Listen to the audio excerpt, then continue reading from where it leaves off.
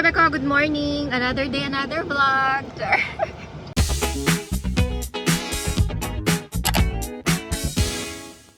Pupunta kami ngayon sa bahay ng friend namin for brunch. Actually, play date. Kasi wala naman kaming anak, kaya nagpalit na lang kami ni si Shella. So, ayun na siya. Naiwan yung glasses. Shades is life. Kaso itong akin, siya, red. Hindi ko pa makita yung glasses ko. Hindi mo makita? Buti may extra ko. Ako naman, may extra din ako dyan.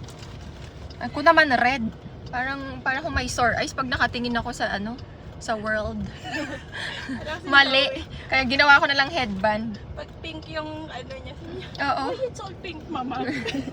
Ay! Alam mo, sa akin literal na grocery. Nag-grocery, may cola pang isa.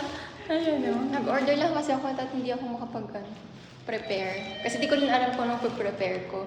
Gusto ko sanang magdala ng tinapa, gano'n, pero hindi ako nakapagpalengke. Hindi ka lang mag-gas ako. Hindi? Natitipid niya akong gas. Affected. Hindi ako makagala. Yeah. Hindi may pagka-guilty ng konti. Tapos iba palang tao, no?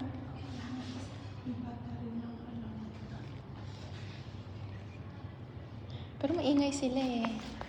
Tao po! Dito ba yung bahay niya? Hindi ko matandaan. Sis! Tas mali, no? Eh, parang pwede naman, no? Sa rice. Ayan, naglaro na siya. And she's having milk. Ayan, chika-chika. Hi! Siya na lang ngayon. Oo, masarap yan. Pero hindi talaga ako ma-perfect. Ayan, oh. Ano yan? Yung sardo. Bakeries kasi siya. Bakeries. Gawa mo yan? Ay, mga kanina. Sakto lang. Magaling kasi siya. Sa kanya to. Yan yung titang na stress na sa mga bata. Yeah. Stress mode. Tawang-tawa siya. Tawang-tawa ka, friend. Oh my God! Oh my God! Ayan, busy ang camel. Enrique! Enrique!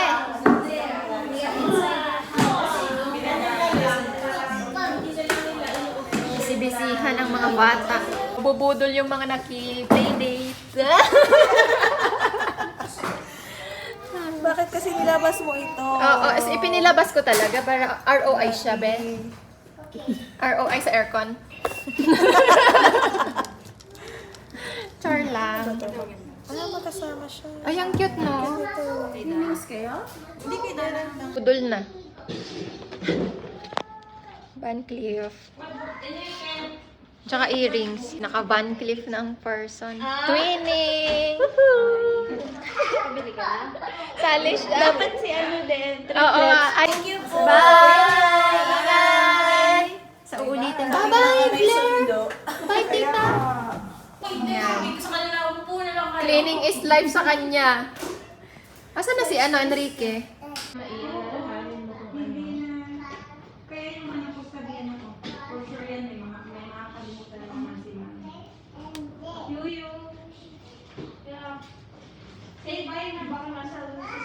Baka nga. Going down. Now I Yung anak mo talaga yung Ayun. Ayun. Say hi, tita.